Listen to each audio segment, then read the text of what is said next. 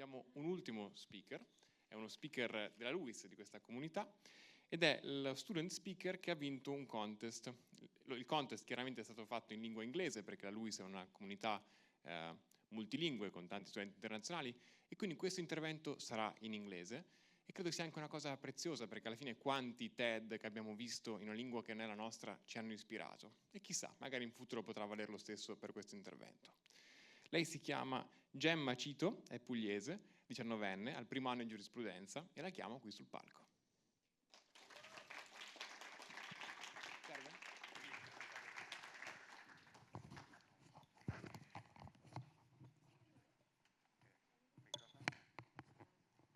Okay.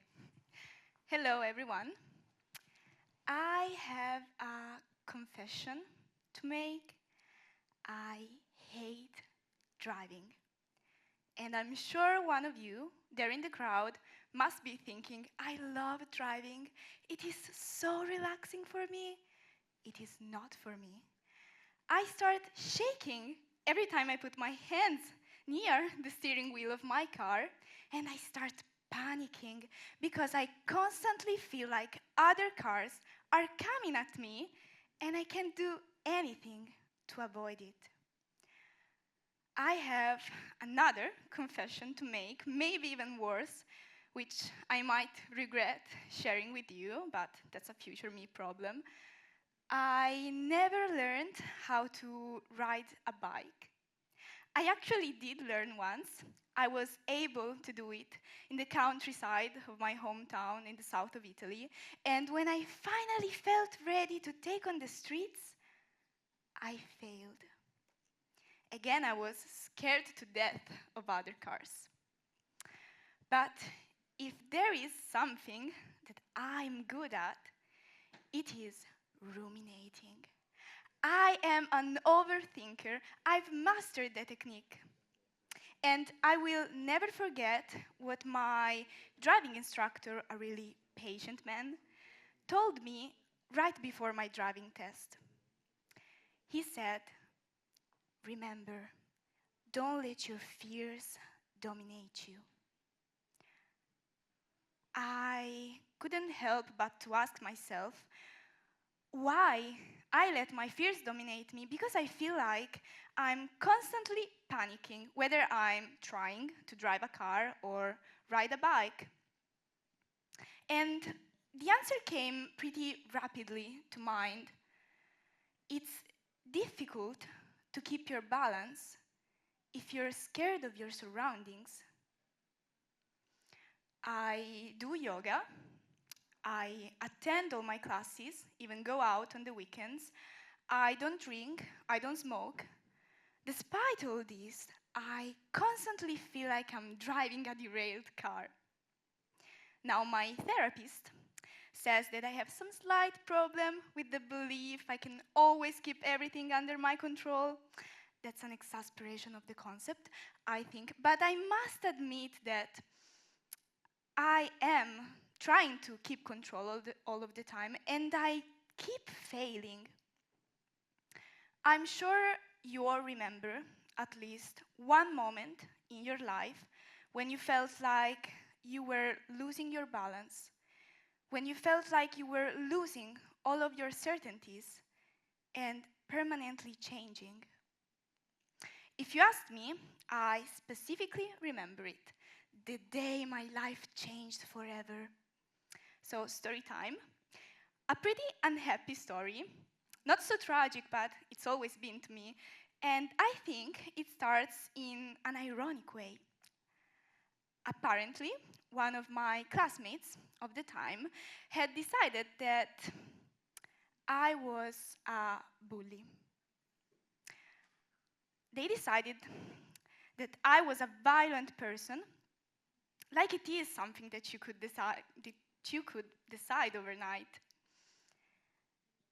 And one random day at school, my worst fear came true. Someone told me I was a bad person. And when someone older than you, that has authority over you as a teacher, Most importantly, when someone you esteem tells you you're a bad person, you believe them. You believe if they're saying it out loud, in front of everyone, even if you're innocent, even if they're accusing you of something you could never do, they must have seen something rotten in you, and you must deserve hearing it. I was so scared to find out how fast the perception others had of me could change. So I try to get around the problem. They say, keep your friends close and your enemies closer. That's exactly what I did. I saw change as the enemy, so I kept it as close as possible. I encouraged it through the years.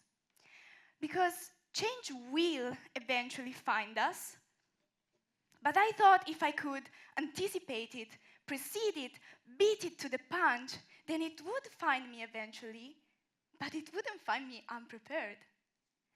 I thought I could dictate which changes I would go through. It started with the smallest details, like cutting my hair shorter and shorter, and this explains a series of pretty questionable hairstyles through the years. But then it got more serious. It became subtly my obsession to prove constantly that I was a good human being. Always chasing the academic validation, never taking full credits, always being kinder than I felt, even when that meant letting others take advantage of me. All because I never wanted to feel like that again. I never wanted to feel like I didn't have the power to decide who I was. I heard a story about a fish. He swims up to an older fish and says, I'm trying to find this thing they call the ocean. This, says the older fish, this is just what you're in right now. And the younger fish responds, no, what I'm trying to find is the ocean. This is just water. I know I'm comparing myself to an imaginary fish, but the day before I moved to Rome to start university, I was watching the Pixar animated film, and I heard one of the characters tell this story, and I realized I felt like that young little fish forever. My grand quest to find the ocean started because I wanted to prove to everyone, including myself, that I could make it because only a great person could make it. The truth is, not to be pessimistic, but whether you're in the ocean or just in water, maybe a small lake, if you run out of oxygen, you can still drown in the same way. So no, I will never be a supporter of the saying, what doesn't kill you makes you stronger, because you can get hurt and you can get lost in the process. What I will support is the simple idea that change means growth. As human beings, and I hope this evaluation matters to you in the right measure, we are built to evolve. So lesson number one, even if we hate change, life loves them. And change is inevitable. It will find us sometimes with questionable timing, but we don't always have to let it overwhelm us. I want to take a breath of fresh air. I'm tired of living in apnea, trying to find this thing they call the ocean. Why don't we all come up for a breath of fresh air?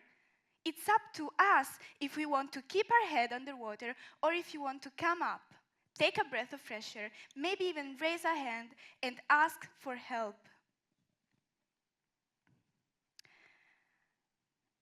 Change is something that we can't stop.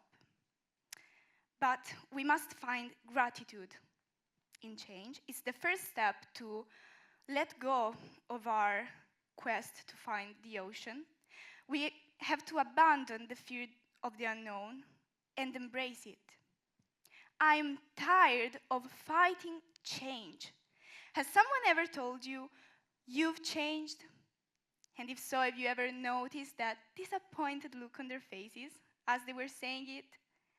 As a 19-year-old girl who's just moved to Rome to study from the very south of Italy, this was for sure part of my experience. And every time, the same process goes on. They start listing a few objective changes that I went through in my life. How perceptive of you. And I started defending myself, saying that I'm still the good old person I've always been. And then I keep thinking about it. Maybe I'm walking home and I'm still thinking about it because, again, to be an overthinker takes a lot of exercise. And I get angry with myself. I'm a law student now. I should know how to make some valid points to defend myself.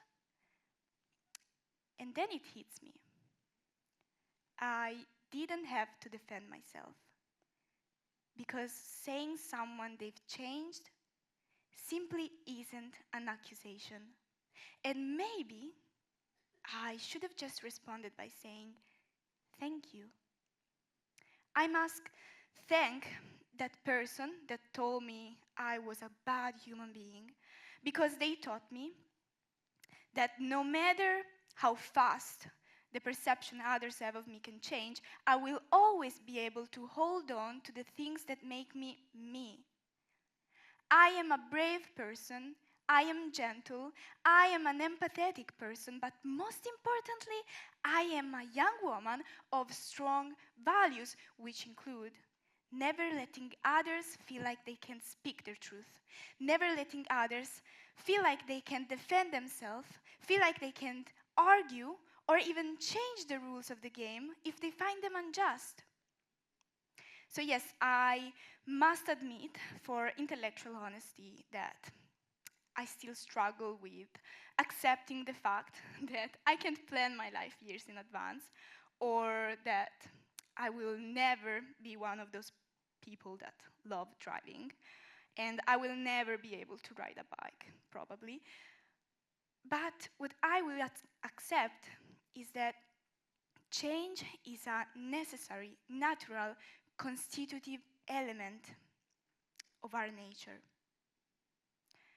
I shared some of my most intimate and traumatic events, but I haven't presented myself.